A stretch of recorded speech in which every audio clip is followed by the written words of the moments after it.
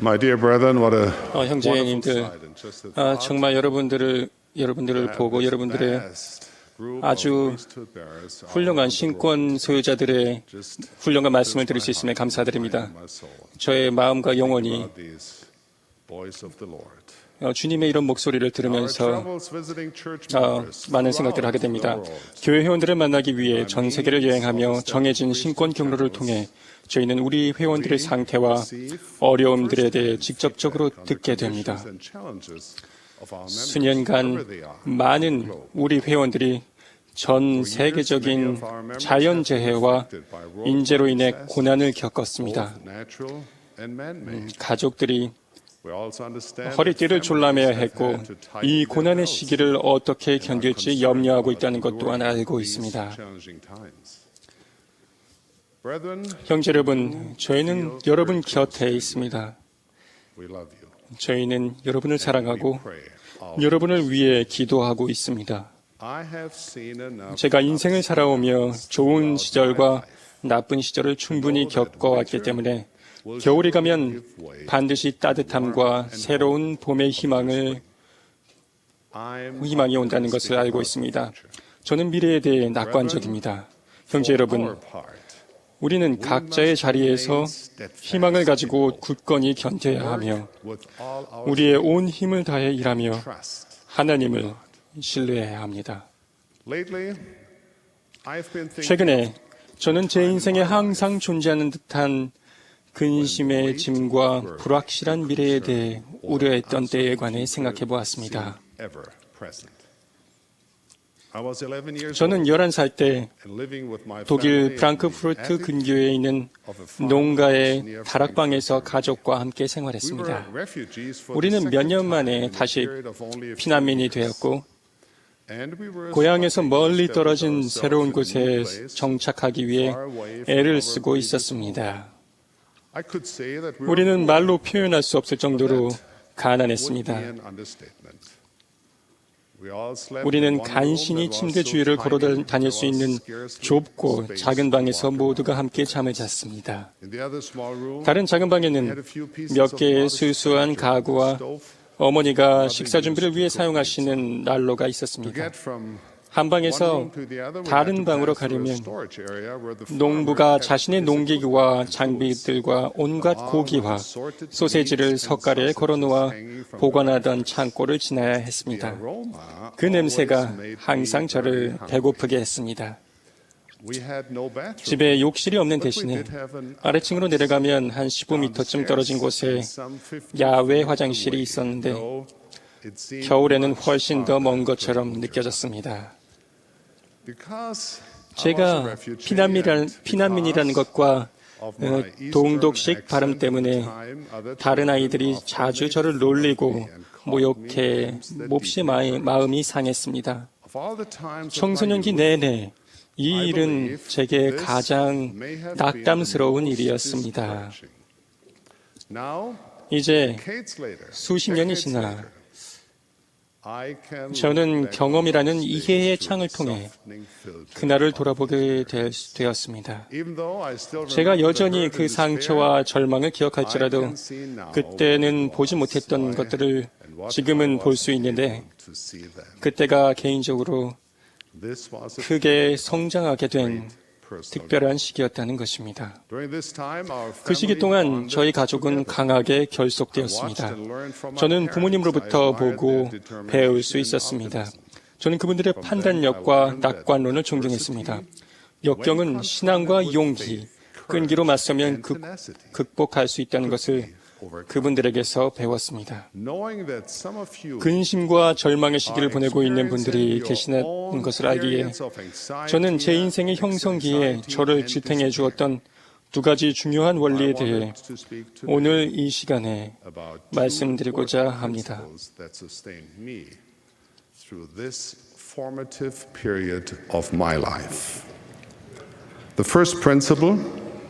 첫 번째 원리, 일입니다. 저의 가족이 세계 2차 대전 후에 모든 것을 이룬 후에 있었던 일은 오늘날까지도 인상 깊게 남아 있습니다. 교육을 받고 경력이 있는 공무원이셨던 저희 아버지께서는 우라늄 광산의 광부, 기계공 및 트럭 운전사와 같은 몇 가지 어려운 직업들을 가졌던 것을 기억합니다. 아버지께서는 가족을 부양하기 위해 아침 일찍 떠나서 자주 밤 늦게 돌아오셨습니다. 어머니께서는 세탁소를 여셨고 무수한 허드렛 일을 하셨습니다. 저와 여동생도 어머니의 일을 도왔습니다. 저는 자전거로 세탁물 수거와 배달을 했습니다. 당시엔 잘 몰랐지만 그런 조그만 방법으로나마 가족을 도울 수 있어서 기뻤고 더불어 육체적인 노동은 건강이라는 축복이 되어 돌아왔습니다.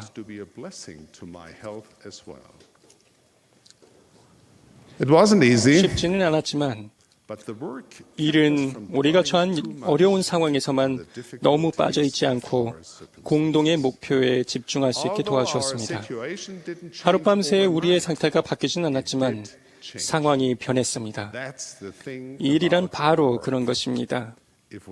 우리가 단지 꾸준하게 지속적으로 계속하기만 한다면 상황은 반드시 좋아질 것입니다.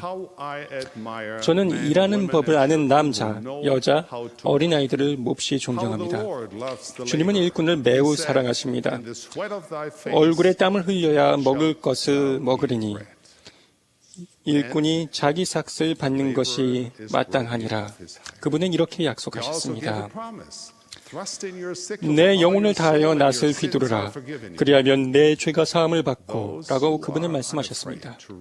가치 있는 목표를 위해 자신을 버리고 팔을 걷어붙이기를 두려워하지 않는 사람들은 자신의 가족과 사회, 국가, 교회에 축복이 됩니다. 주님은 우리에게 자신이 할 수 있는 것 이상으로 힘들게 일하시기를 원하지 않으십니다. 그분은 우리와 다른 사람들의 노력을 비교하지 않으시며 우리도 그렇게 해서는 안 됩니다. 우리 하나님 아버지께서는 그것이 크건 작던 우리의 능력을 다해 일하며 오직 최선을 다할 것만을 요구하십니다. 슬픔의 치료제는 바로 일입니다. 근심에는 해결책을 가져오는 것이 일입니다. 또한 일은 가능성으로 향하는 입구입니다. 사랑하는 형제 여러분, 살아가면서 어떠한 환경에 처할지라도 최선을 다하고 행하는 모든 일에서 훌륭한 평판을 쌓도록 합시다. 매일 우리에게 주어지는 일할 수 있는 훌륭한 기회에 우리의 마음과 몸을 다합시다. 제 소견으로는 마차가 진창에 빠졌을 때 아무리 감동적인 기도를 할지라도 단지 소리를 높여 기도만 하는 사람보다는 밖으로 나가 마차를 미는 사람을 하나님께서는 도와주실 확률이 훨씬 더 높습니다. 토마스 S. 몬 선생님은 이렇게 말씀하셨습니다. 노력하고 싶어하는 것만으로는 또 노력할 것이라고 말하는 것만으로는 충분하지 않습니다. 우리의 목표를 성취하는 것은 실천할 때 오며 생각으로 오지는 않습니다. 목표를 마냥 뒤로 미룬다면 목표가 성취되는 것을 영영 볼 수 없습니다. 일은 고귀한 것이 될 수 있고 성취될 수 있으나 만족시키지 못하는 것을 위하여 너희 수고를 들이지 말라는 주님의 경고를 기억해야 합니다. 우리가 가족들과 우리의 영적인 성장을 희생하여 세상적인 부를 추구하고 대중의 명성을 얻는 데만 전념한다면 우리는 머지않아 어리석은 거리를 했다는 것을 발견하게 될 것입니다. 가정이라는 울타리 안에서 우리가 하는 의로운 일은 가장 성스러운 것이며 그 유익은 사실상 영원한 것입니다. 그것은 아무도 대신할 수 없습니다. 그것은 신권 소유자로서 우리의 일의 근간입니다. 기억하십시오. 우리는 이 세상에 잠시 온 여행자들일 뿐입니다. 하나님께서 주신 재능과 힘을 다만 세상의 유익을 쫓기보다는 영적인 나래를 펼치는데 우리의 날들을 사용하시기 바랍니다. 가장 높은 보좌에 계시는 하나님의 아들로서 우리는 더 훌륭한 경험들을 하기 위해 창조되었기 때문입니다. 이제 풍부한 경험과 연륜이 있는 형제님들께 말씀드립니다. 은퇴라는 말은 주님의 행복의 계획의 일부가 아닙니다. 나이나 신체적인 능력에 관계없이 신권 책임에서의 안식년이나 은퇴는 없습니다. 나도 다 해봤어 라는 말은 스케이트보드를 타는 걸 회피하기 위해서 또는 오토바이를 타러 가자는 제안을 거절하기 위해서 뷔페 식당에서 매운 카레를 먹지 않기 위해 하는 핑계로나 통하는 말이지, 하나님의 왕국을 세우는 일에 우리의 시간, 재능과 자원을 바친다는 성약의 책임을 회피하기 위한 변명으로 받아들여지지는 않을 것입니다. 수년 동안 교회에서 봉사한 후 다른 사람들이 그 일을 하는 동안 휴식을 취할 권리가 있다고 믿는 사람들이 있을 수도 있습니다. 형제님들께 단도직입적으로 말씀드려 이런 생각들은 그리스도의 제자로서 합당하지 않습니다. 이 지상에서 우리가 할 일 가운데 중요한 것 한 가지는 기쁘게 평생 매일 끝까지 견디는 것입니다. 이제 교육을 받고 영원한 동반자를 찾는 의로운 목표를 위해 노력하는 멜기세덱 신권을 지닌 우리 젊은 형제님들께 말씀드립니다. 그런 것들은 올바른 목표입니다. 형제 여러분, 그러나 기억하십시오.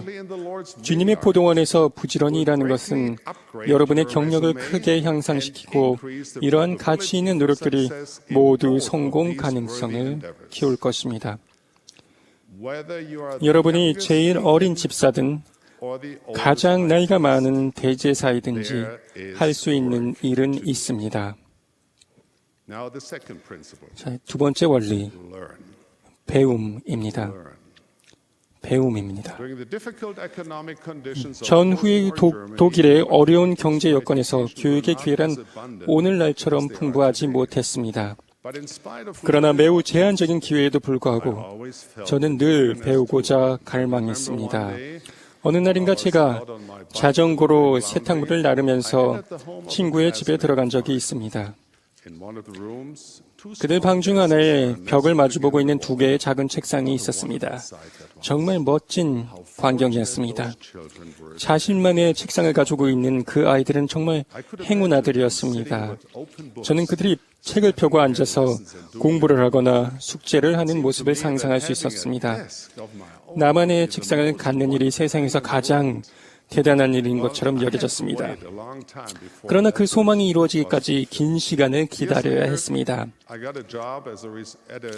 수년 후 저는 커다란 도서관이 있는 한 연구기관에서 일자리를 얻었습니다. 저는 그 도서관에서 자유시간을 많이 보냈던 것을 기억합니다. 그곳에서 저는 마침내 저만을 위한 책상에 앉아서 책이 주는 정보와 지식들을 마음껏 취할 수 있었습니다. 저는 읽고 배우는 것이 정말 좋았습니다. 그러한 시간 동안 저는 교육이란 그저 양동이를 채우듯 지식을 쌓는 것이 아니라 그 지식을 사용하는 것이다 라는 격언을 실제로 이해할 수 있었습니다. 교회 회원들에게 교육은 단지 좋은 생각이 아니라 계명입니다. 우리는 하늘에 있는 것이나 땅에 있는 것이나 땅 아래에 있는 것이 전에 있었던 일이나 지금 있는 일이나 머지않아 일어날 일, 국내에 있는 일이나 외국에 있는 일에 관해 배워야 합니다. 조셉 스미스는 정식 교육을 받을 기회가 거의 없었음에도 배움을 사랑했습니다. 그는 공부하며 보낸 날들의 기쁨에 대해 말하거나 배움에 대한 그의 사랑을 일지에 표현했습니다. 조셉은 성도들에게 사람은 지식을 얻은 후에야 구원을 얻을 수 있기 때문에 지식은 필멸의 여행에 필수적인 것이며 이 생에서 우리가 얻은 예지의 원리는 어떠한 것이든지 부활의 때 우리와 함께 일어나리라 라고 가르쳤습니다. 지식은 암흑과 걱정과 의심을 없애주기 때문에 지식이 있는 곳에는 이러한 것들이 있을 수 없습니다. 라고 선지자 조셉이 가르쳤듯이 배움은 고난의 시기에 더욱 중요합니다.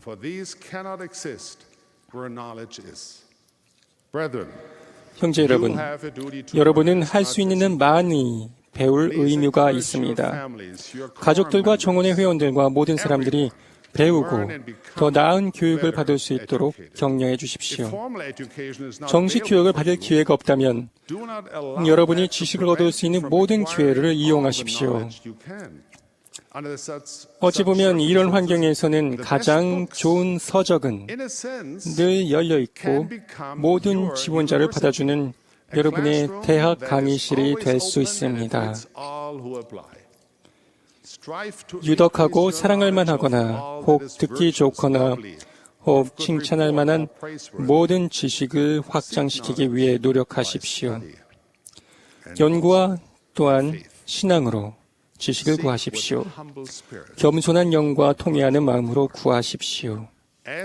세상적인 공부를 할지라도 공부에 신앙이라는 영적인 면을 적용하면 여러분의 지적인 역량은 증대될 수 있습니다. 만일 너의 눈이 순전하여 하나님의 영광만을 전념하여 구하면 너희 온 몸은 빛으로 충만하게 될 것이요 모든 것을 이해하기 때문입니다. 배움에 있어 계시의 토대를 소홀히 하지 마시기 바랍니다. 경전과 현대 사도들과 선지자들의 말씀은 이 생의 모든 어려움에 대한 대답을 찾는 데 도움이 되는 지혜와 신성한 지식과 개인적인 계시의 근원입니다. 그리스도에 대해 배우시기 바랍니다. 우리를 평화와 진리, 그리고 영원에 관련된 가장 높고 신비스러운 비밀로 이끄는 그 지식을 구하시기 바랍니다.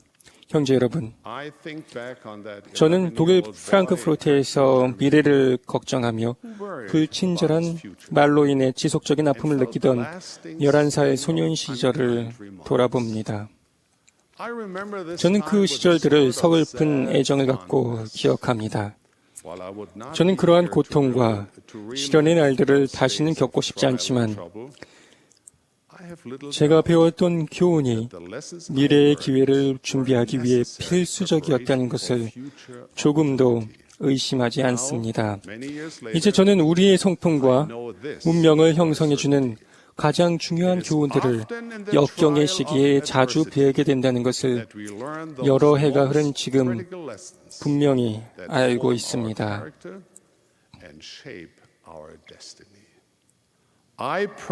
저는 다가오는 오늘날에 우리가 의로운 일로 우리의 시간들을 채울 수 있기를 기도합니다. 저는 우리가 배우기 위해 노력하고 순수한 진리의 샘에서 나오는 물을 깊게 들이킴으로써 우리의 마음과 정신을 고양시키길 기도합니다. 여러분께 저의 사랑과 축복을 전하며 예수 그리스도의 이름으로 전합니다. 아멘.